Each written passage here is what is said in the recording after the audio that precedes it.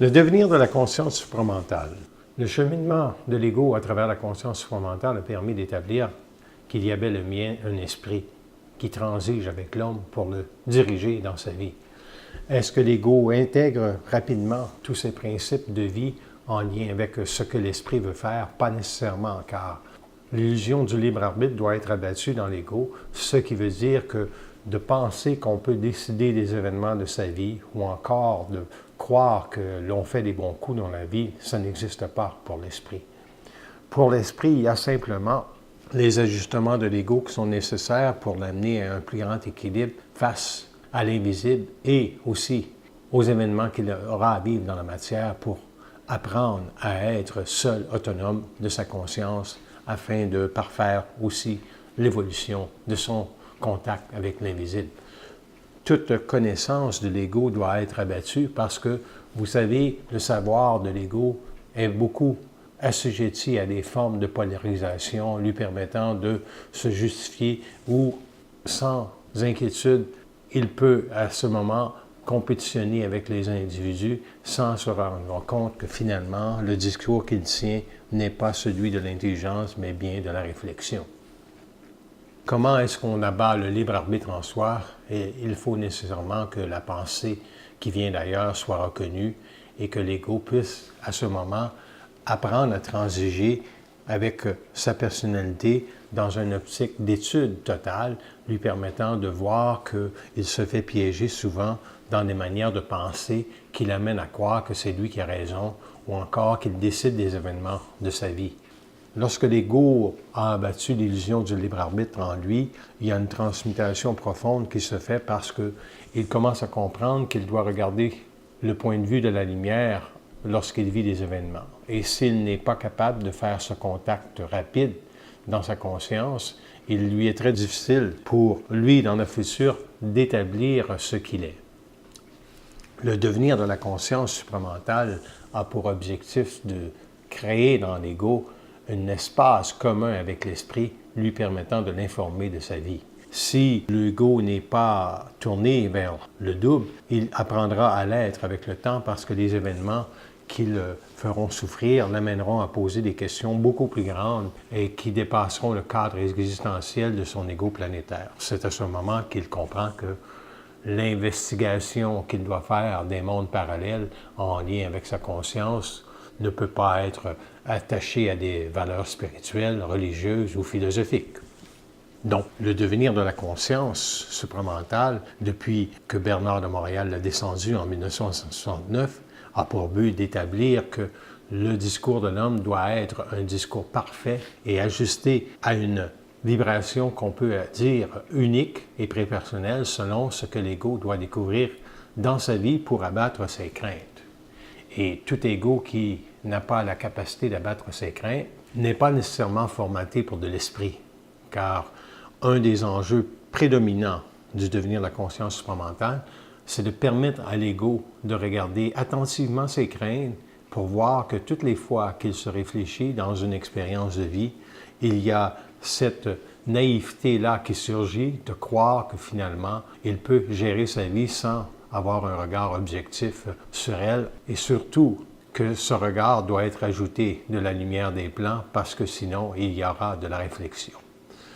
Toute personne qui vit un événement difficile, un accident d'auto, un divorce ou quelconque opposition qui met en échec l'ego peut souffrir éternellement de sa condition jusqu'au jour où il prend conscience que la vie est un processus oppositionnel qui doit l'amener à abattre ses craintes et à exiger de sa part d'être beaucoup plus constructif dans sa parole pour interpeller ce qui ne va pas. Et les forces de la lumière savent très bien que depuis la descente de cette énergie nouvelle sur la Terre, la liberté de l'homme de parler est beaucoup plus grande. Nous assistons présentement à une émergence très rapide de la parole car l'Internet permet ce médium avec des chaînes comme YouTube qui permettent à des gens de s'exprimer. Est-ce qu'il faut croire que ce médium de communication est plus grand que la vibration? Pas nécessairement.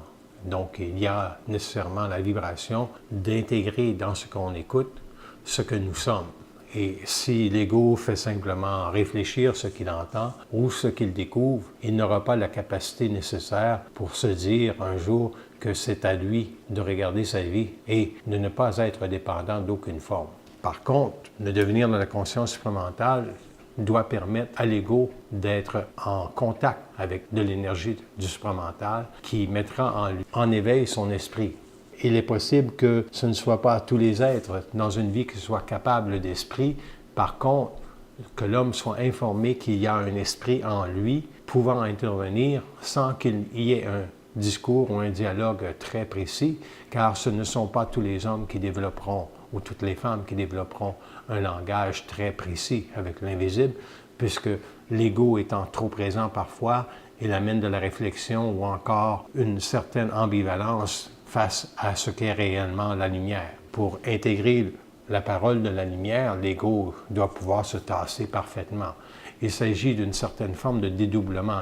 Il y a plusieurs personnes qui appellent cela un processus de canalisation et qui amènent l'ego à avoir de l'information en lien avec l'esprit. Cela peut être acceptable dans la mesure que l'homme ne doit pas être assujetti à une canalisation, mais savoir bien qu'un jour il communique avec son double, parce que c'est dans cette communication qu'il aura à corriger tout discours qu'on voudra lui servir pour établir ce qu'il est. C'est à l'homme un jour d'établir ce qu'il est, et c'est pour cela que le devenir de la conscience supramentale est une dimension unidimensionnelle permettant à l'ego d'extrapoler ou de sortir de sa conscience matérielle pour embrasser dans un langage clair l'invisible et ensuite descendre ses énergies dans son ego pour attaquer de front ses craintes dans la matière. C'est ce qui lui permet alors de revenir au point de contact de sa source, qui est la lumière de ce qu'il est.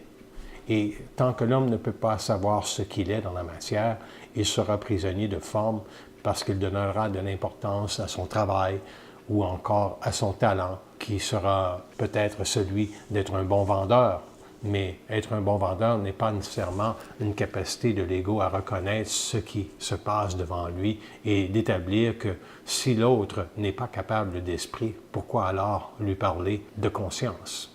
Le devenir de la conscience ne touchera pas tous les êtres sur la planète Terre parce que pour les prochaines années, il y aura énormément d'interférences astrales et il y a énormément de taux vibratoires, c'est-à-dire où l'âme chevauche les égos pour créer en eux de la polarité, de la compétition. Et si nous regardons la politique, nous voyons très bien que c'est toujours une question de gauche ou de droite ou de centre, alors qu'en fait, lorsqu'on parle d'intelligence, il devrait y avoir simplement le point commun qui interpelle toutes les consciences et d'établir que ce que l'on sait, ce que l'on dit, c'est exactement cela. Par exemple, si nous prenons les aînés au Québec et qu'il est nécessaire de reconnaître que la province n'en fait pas assez pour les aînés, il y aura un jour un grand précipice. Car on ne peut pas permettre dans une province à des personnes de mourir sans l'appui d'une conscience, car un jour les forces astrales deviennent trop grandes et assujettissent l'ego à de la dominance, pouvant assujettir aussi le corps émotif. Incidemment, si la disparition de la religion est grande au Québec, elle refait quand même surface parce que l'immigration vient au Québec et celle-ci prolongera l'effet alors que l'invisible dans la conscience supramentale doit être contesté, éclairé et mis au pas selon la capacité de l'ego d'intercepter dans son dialogue avec l'esprit la manipulation que celui-ci peut faire pour le faire évoluer. Le devenir dans la conscience supramentale est un devenir parfait parce qu'il équilibre dans l'ego sa conscience, sa psyché et son devenir en lien avec la liberté qu'il doit connaître pour ne plus être dans une incapacité de vivre dans sa vie sa propre conscience. Il y a beaucoup d'individus qui n'ont pas la capacité d'avoir ce contact avec l'esprit d'une façon permanente, mais cela viendra s'ils persévèrent au niveau de la capacité d'étudier ce qu'ils sont en tant qu'ego. Et l'étude de l'ego est nécessairement, pour le devenir de la conscience supramentale, le point important, car c'est dans l'ego que se retrouvent toutes les failles de l'homme. L'une des failles communes de l'homme est sa naïveté à l'égard de l'invisible et à l'égard de sa vie personnelle. lorsque l'ego n'est pas capable de voir que les événements qui se placent dans sa vie sont orchestrés pour l'amener à vivre de l'autorité face à l'invisible ou sa vie matérielle, il est nécessairement naïf et empruntera un discours mielleux. Il y aura dans les années à venir beaucoup de discours qui devront triompher pour permettre à l'homme de se reconnaître. Et le devenir de la conscience supramentale est très clair. C'est qu'il doit amener l'homme à ne plus combattre ses craintes à partir de la réflexion, mais de l'amener à combattre ses craintes à partir du savoir. Il doit établir ce qu'il sait et reconnaître que ce qu'il sait n'est pas un savoir que tout le monde peut partager autour de lui. Et puisque ce ne seront pas tous les individus dans une vie qui seront amenés à connaître ce qu'est l'homme supramental, il faut bien que cet homme puisse un jour se protéger et regarder plus précisément dans son quotidien où il est naïf lorsqu'il essaie de convaincre quelqu'un ou encore lorsqu'il ne voit pas qu'une pièce de théâtre est orchestrée pour le faire évoluer. Plus l'homme se conscientise, plus il réalise que les forces de la lumière sont capables de grandes manipulations à travers le double cosmique ou l'esprit parce qu'ils établissent dans l'ego la priorité suivante. C'est que l'homme doit dépasser ses craintes avant de connaître le réel. Et s'il est craintif à l'égard de sa propre vie et s'il doute de ce qu'il est, il sera capable, dans la réflexion, de trouver des mémoires liées à l'âme pouvant le servir. Par exemple, une personne qui perd son emploi peut tout simplement se dire « je vais m'en trouver un autre parce que je sais que je suis bon en tant qu'ego et je peux faire un très bon travail ou je suis meilleur que quelqu'un d'autre pour faire ce travail ». Déjà là, il est mal parti parce que l'ego qui se réfléchit ne comprend pas que la lumière peut traiter avec l'homme d'une façon très froide qui l'amènera à épurer totalement cette réflexion de croire qu'il est très bon. Et cela peut durer sur plusieurs années. Ceci ne veut pas dire qu'il ne se trouvera pas un autre emploi, mais il sera testé dans sa parole parce que celle-ci n'est pas ajustée. Et c'est cela le rôle principal du devenir de la conscience supramentale sur la Terre, d'ajuster l'ego. Et comment est-ce qu'il sera ajusté, cet ego? Il sera ajusté de plusieurs façons. Premièrement, il doit apprendre à savoir que ce n'est pas lui qui pense. Et deuxièmement, il doit être plus intelligent dans sa vie, dans les décisions qu'il prend, pour savoir que tout ce qui l'amène vers une décision peut générer dans sa conscience de l'astralité. C'est-à-dire que si vous vivez un événement difficile et que vous vous précipitez pour régler cet événement, il est fort possible qu'il y ait de la réflexion et de la crainte parce que vous n'êtes pas capable d'observer et de voir quelle est la vibration qui doit descendre en vous avant que vous puissiez agir. Et cette vibration-là peut venir dans 2-3 jours, en autant que vous sachiez qui vous êtes face à l'événement. Et c'est pour cela que les forces supramentales de la vie sont faites ainsi. Elles ne conditionnent pas l'ego à de la performance, mais elles invitent l'homme à se reconnaître dans sa puissance pour traverser ses failles. Et s'il n'est pas capable de les regarder, ces failles, avec objectivité et neutralité, c'est sûr qu'il foncera directement dans un mur parce qu'un jour ou l'autre, l'ego souffrira de ce qu'il croit être et c'est là qu'à ce moment, la déconstruction de ce qu'il est se fait. Pour que l'ego ne soit plus dans la naïveté de croire à l'invisible et de penser qu'il est ce qu'il est, il doit nécessairement être mis en échec au niveau de sa capacité de penser que l'invisible peut l'aider. L'invisible ne peut pas l'aider. L'invisible sera toujours un rapport de force qu'il doit comprendre et qu'il doit, dans son autorité, exercer une certaine froideur pour ne pas être assujetti à une émotion qui provoquera dans son mental de la crainte. Plus l'homme traite froidement avec la vie, plus il est dans le devenir d'une conscience supramentale, libre, car il n'est plus assujetti ou jouable dans sa conscience par des formes de vie qui l'amèneraient à se réfléchir. Donc, ce ne sont pas tous les hommes ou les femmes qui seront capables d'esprit, et c'est pour cela que, dans la mesure que l'ego se reconnaît, il pourra aussi reconnaître que la vibration d'une parole remonte à la capacité électrique que celle-ci élève le mental dans un courant de vie totalement froid. Si une parole vous fait vibrer à de la chaleur ou à de l'émotivité parce qu'elle est trop froide pour vous, cela veut dire que vous n'êtes pas prêt pour la conscience supramentale.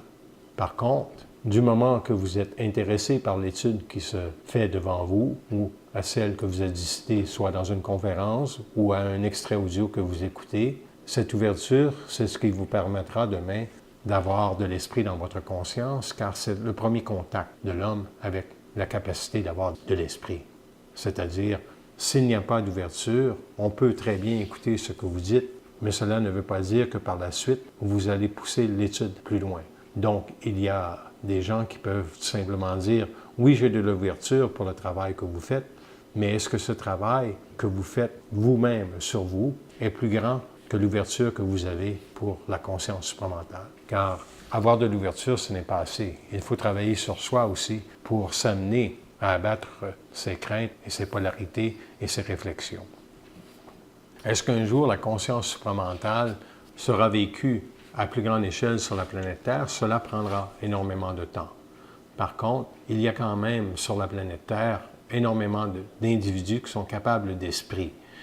Qu'est-ce que ça veut dire être capable d'esprit? Cela veut dire que vous avez été programmé dans cette vie pour connaître de l'intelligence. Non pas de l'intelligence rationnelle, mais de l'intelligence qui ne se pense pas. C'est-à-dire que votre ego a choisi dans cette vie la capacité d'être mis en contact avec un discours froid ou un discours qui ne se réfléchit pas.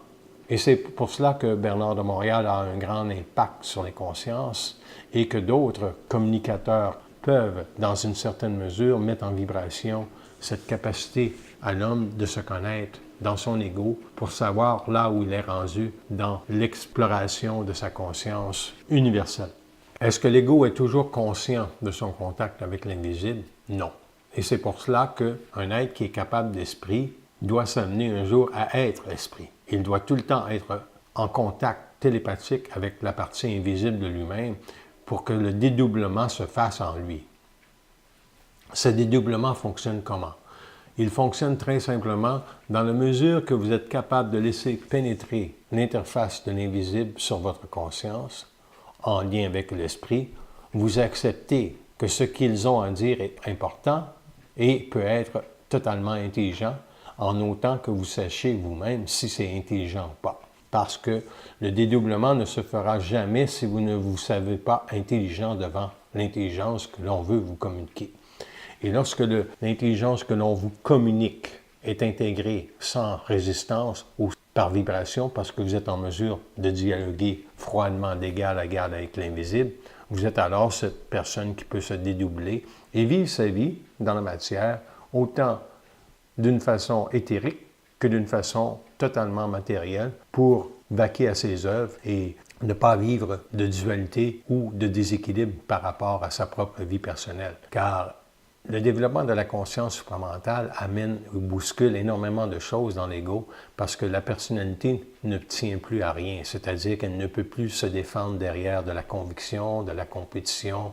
Elle est totalement mise en échec, cette personnalité, et c'est l'ego qui doit transmuter toutes les réverbérations de ses mémoires en lien avec ce qu'il a été dans cette vie et le passé de sa vie, c'est-à-dire tout ce que l'âme a enregistré pour finalement reconnaître que l'homme est seul sur la Terre dans son développement universel de conscience. Oui, il communique avec l'invisible, mais l'homme reste seul car il n'y a pas un homme qui peut être plus intelligent que lui, sinon cela voudrait dire que la Terre serait soumise à un agenda totalement planétaire et que les forces de la lumière ne pourraient pas descendre dans lui de l'intelligence. Et l'intelligence a pour ceci d'universel, c'est qu'elle ne se réfléchit pas. Tout ego qui pourrait croire qu'il est plus intelligent que quelqu'un d'autre n'est pas capable d'esprit. Parce que l'une des lois fondamentales de la conscience ou du devenir de la conscience supramentale, c'est celle de savoir que l'intelligence, ça ne se pense pas. C'est une vibration, et cette vibration a pour but d'élever le mental de l'homme à la reconnaissance de tout ce qu'il a été dans le passé, sans qu'il se juge, mais qu'il soit capable de mettre dans sa conscience des étincelles d'esprit lui permettant de toujours être capable de se situer dans sa vie. Un ego qui ne peut pas se situer dans sa vie sera toujours beaucoup plus vulnérable devant les événements. C'est-à-dire que si vous avez déménagé à un nouvel endroit et que vous n'êtes pas capable de voir si cet endroit-là vous convient, il est assuré que toute votre vie sera elle aussi beaucoup plus difficile parce que le taux vibratoire de vous ressourcer dans un lieu neutre, dont votre maison ou votre appartement, est très important pour un ego. Dans le devenir de la conscience supramentale, l'homme doit être à sa place. Il doit être capable de transiger avec l'invisible d'une façon qui lui permettra à tout instant de savoir où s'en va sa vie. Et si cela ne répond pas à ce qu'il est, il doit reconnaître à un moment donné que son discours avec l'invisible doit être beaucoup plus grand. Tout le travail de Bernard de Montréal et tout le matériel qui circule présentement sur l'Internet a pour ceci de privilégier. C'est qu'il diffuse l'information et qu'il permet à des consciences d'être mises en contact avec un vocabulaire très unique qui ne doit pas interférer dans le développement de l'homme, mais qui doit hausser dans sa capacité vibratoire l'homme à savoir que ce qu'il savait de la vie n'est peut-être pas tout à fait ce qu'il pensait. Et si le travail ou le devenir de la conscience supramentale doit se poursuivre à travers d'autres individus, ces individus auront la même tâche, soit de mettre en vibration le mental de l'homme pour l'élever à une réalité plus grande. Et c'est pour cela qu'un jour, des individus auront à se déplacer ou à faire des pas pour maximiser en eux la vibration de reconnaître ce qu'ils sont, mais non pas à partir d'une gratuité Internet comme il se passe présentement, mais à partir de leur générosité à eux-mêmes de se mettre en vibration pour aller et sortir de leur zone de confort. Car il faut bien savoir que lorsqu'on est placé devant son écran d'ordinateur et qu'on écoute des conférences ou qu'on a accès à du matériel gratuit, cela ne remet rien en question chez soi. Par contre, cela peut ajuster l'ego, mais il ne faut pas penser que l'ego s'ajustera complètement de cette seule et unique manière. Donc, il y aura des décisions à prendre en lien avec ce que l'homme veut faire au rythme qu'il se doit pour développer sa conscience. Et le devenir de la conscience supramentale est donc un devenir très grand et très puissant qui amènera des individus à parler en société et que ces individus ont à amener une vibration aussi importante que celle des initiés passés sera jamais discutable, car les forces de la lumière savent très bien qui peut se dédoubler en lien avec une parole unique et prépersonnelle qui permettra à l'ego de se mettre en vibration lui-même pour lui-même, cet ego, aller plus loin dans son étude et d'interpeller dans sa propre vie toute facilité qu'il se donne pour découvrir la conscience supramentale. Cela veut dire ceci. On ne peut pas simplement s'asseoir devant un écran d'ordinateur et penser qu'on intègre la conscience supramentale en écoutant ce que les hommes disent ou ce que les femmes communiquent comme discours, même si celui-ci est vibratoire.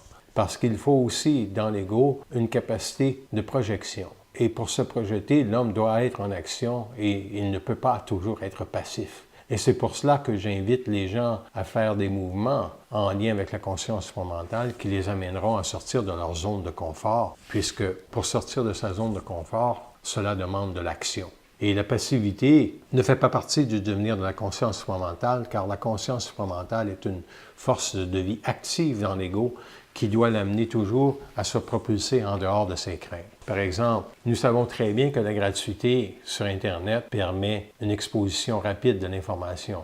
Mais cette gratuité peut aussi cacher des craintes, c'est-à-dire qu'un ego qui n'est pas capable de se déplacer, dépenser 15 $ de gaz pour aller assister à une conférence ou qui n'est pas capable d'acheter un livre, ne s'expose que très peu à la vitalité de l'esprit en lui qui lui dira ceci. On ne peut pas être passif dans la conscience supramentale. Il faut être actif. Et être actif veut dire être capable de se réinventer. Il faut sortir de ces zones de confort, c'est-à-dire si nous avons toujours été dans la gratuité, il y a dans cette gratuité de la passivité. Donc, dans le devenir de la conscience supramentale, lorsque les événements seront plus difficiles, les hommes auront droit à des échecs plus grands face à leur propre vie parce qu'ils auront pensé avoir conquéri certaines réalités de leur vie sans réellement se connaître totalement face à ce qu'ils sont. Peut-on se connaître en étant passif? Absolument pas. Il est très facile de tenir des discours lorsque nous sommes dans un cercle restreint. Mais lorsque la parole doit parler en public et qu'elle doit être absorbée par des gens qui pour une première fois, sont mis en contact avec la conscience supramentale, cela exige beaucoup plus de respect de celui qui parle envers ces êtres pour ne pas les bousculer. Et c'est à ce moment qu'il se produit cette synergie entre une salle et une personne qui est nouveau dans le processus de la conscience supramentale, c'est que les personnes qui assistent à la naissance du contact de l'esprit chez une personne savent très bien que ce processus vient de l'esprit et de la lumière en elle. Et en assistant à ce processus, il y a une force active qui agit dans toutes les consciences, soit celle de reconnaître que la lumière travaille sur chaque personne. Quoique nous soyons tous seuls à intercepter cette lumière, il s'agit bel et bien tout de même d'un processus de fusion qui se fait en relation avec l'homme qui aime l'homme sur la Terre. La fusion n'est pas simplement un corridor qui fait descendre de l'énergie, de l'intelligence et de la volonté dans l'ego, mais aussi un rayon très lumineux du rayon de l'amour que l'homme peut intercepter dans sa vibration lorsqu'il est capable de se dédoubler dans sa conscience. Et se dédoubler ici veut dire qu'il est autant incarné dans la matière qu'il est éthérique dans sa conscience en lien avec les plans invisibles.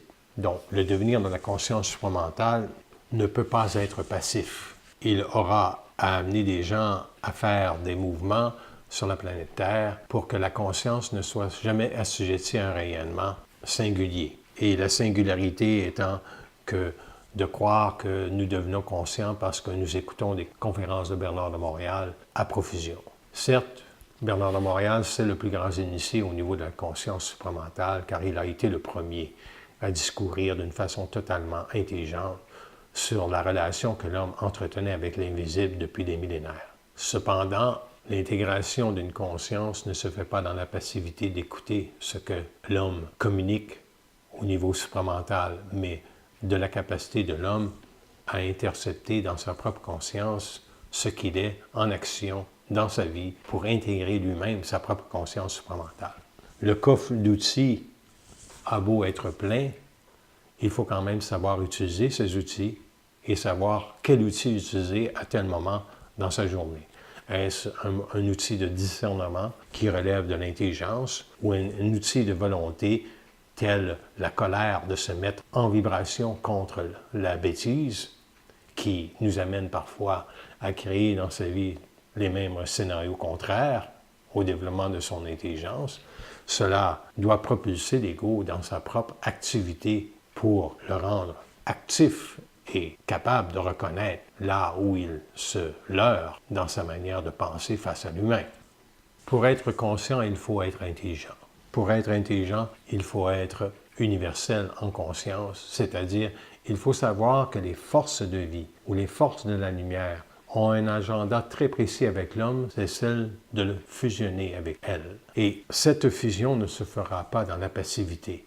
Elle se fera dans un discours, un dialogue d'échange qui amènera l'ego à confronter tout ce qu'il fait pour savoir si à un moment donné, il doit se réinventer.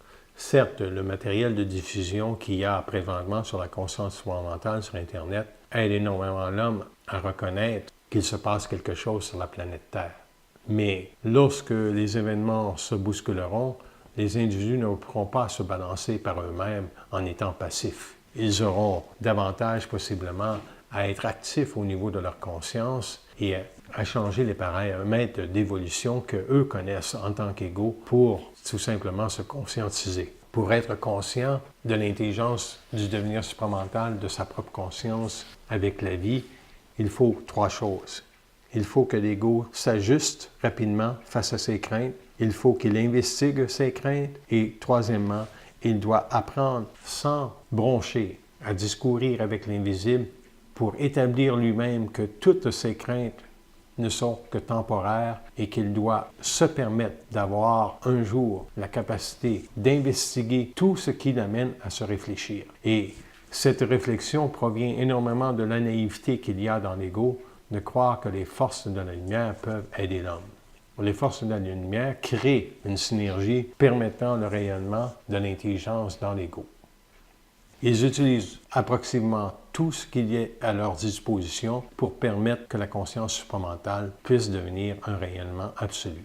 Et nécessairement, s'il y a de plus en plus de personnes qui parlent librement de conscience supramentale, le but n'est pas de créer de la compétition ou encore de créer un discours qui devient tout simplement celui de l'ego, mais bien l'un pouvant permettre à une personne, où qu'elle soit, de reconnaître la vibration de ce qu'une personne peut dire et savoir si cela lui parle au niveau de son esprit en tant qu'intelligence première de la décision qu'elle doit savoir que ce qui est dit est quelque chose qu'elle sait et qu'elle doit investiguer si cela doit l'amener plus loin dans son développement en lien avec une conscience.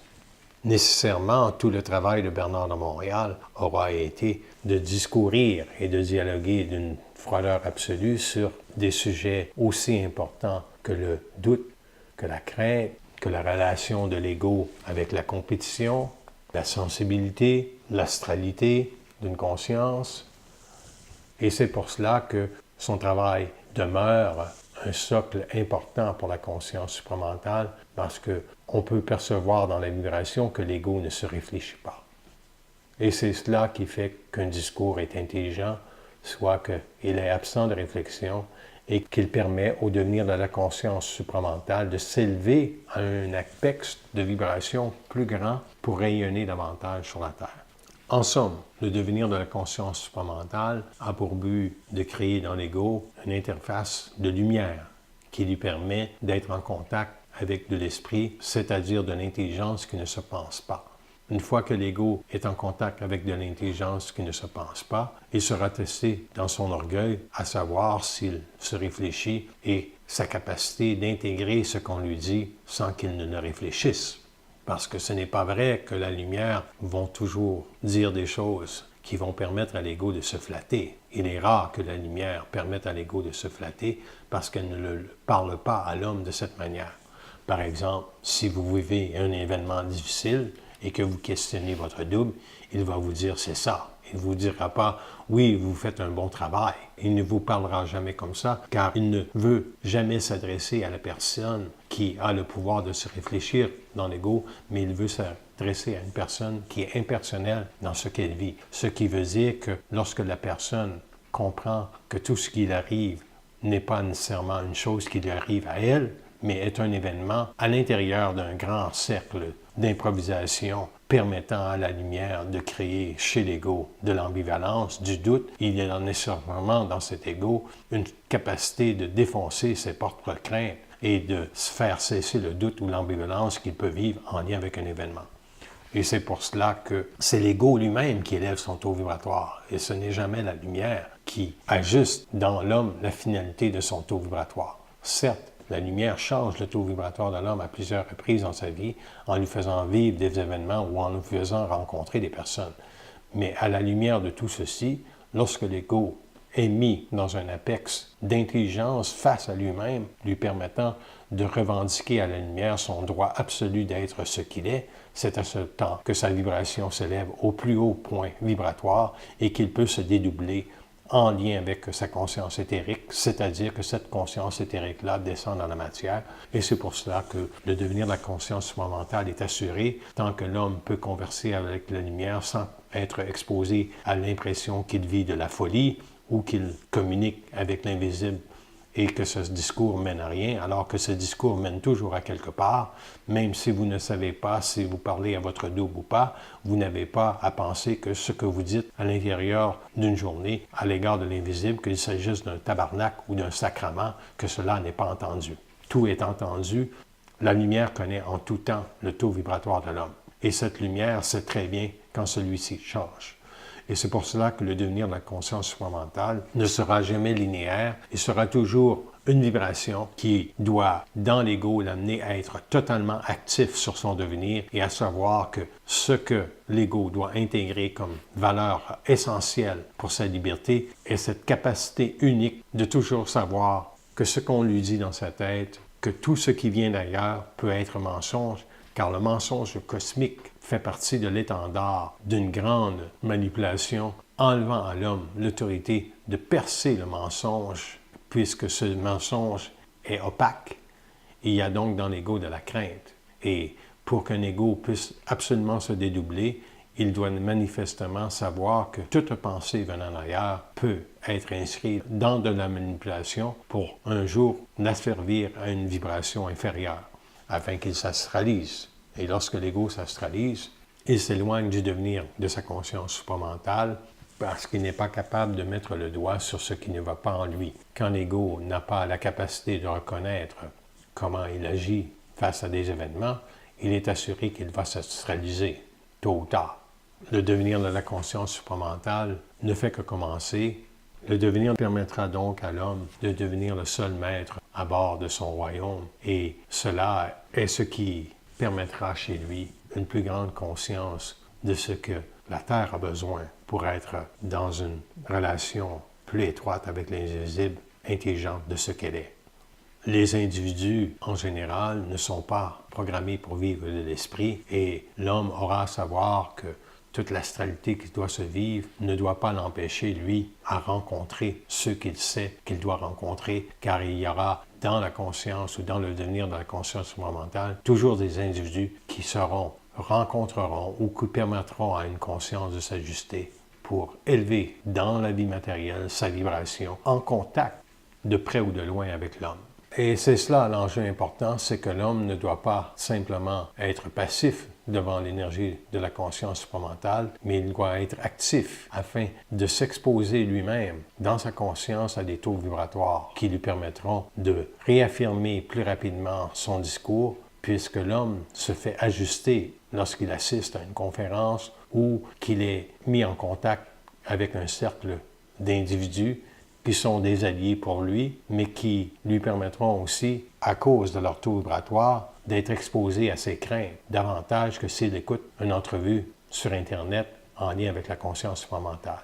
Il faut donc considérer ceci, que tout ce qui est gratuit n'est pas nécessairement ou forcément intelligent, mais que tout ce qui est gratuit peut mettre en vibration une conscience pour l'amener à être un jour plus grande dans l'exploration de ce qu'elle doit faire pour devenir actif elle-même dans la conscience supramentale et assurer que ce devenir ne devienne pas une forme telle la capacité de croire que tout est gratuit dans la vie. Il n'y a rien de gratuit. Les forces de la lumière forceront toujours l'ego à découvrir quelles sont ses craintes en lien avec l'argent afin qu'il ne s'assujettisse pas à l'impression que tout va bien dans sa vie. Et c'est pour cela que souvent, la conscience supramentale est beaucoup une conscience qui enlève à l'homme des pouvoirs de consommation parce que cela amène ceci, c'est-à-dire que l'ego doit revisiter ses craintes et voir ce qu'il doit faire pour conquérir le réel de ce qu'il doit devenir. En ce sens, une personne peut très bien ne pas avoir d'argent et suffisamment craintive par rapport à la vie pour croire qu'elle n'a pas d'argent. Alors qu'en fait, le fait de ne pas avoir d'argent ne doit jamais l'empêcher à faire un geste d'esprit qui pourrait être de verser une somme pour la construction de son mieux-être en lien avec une démarche qu'elle doit faire, car cela est une vibration et non une réflexion. Le devenir de la conscience supramentale prendra énormément de temps sur la planète Terre parce que la naïveté de l'homme à croire que tout ce qui est gratuit est nécessairement intelligent va forcément l'amener, lui, à reconnaître un jour qu'il faut qu'il agisse sur sa propre conscience pour être dans le devenir de sa propre conscience supramentale.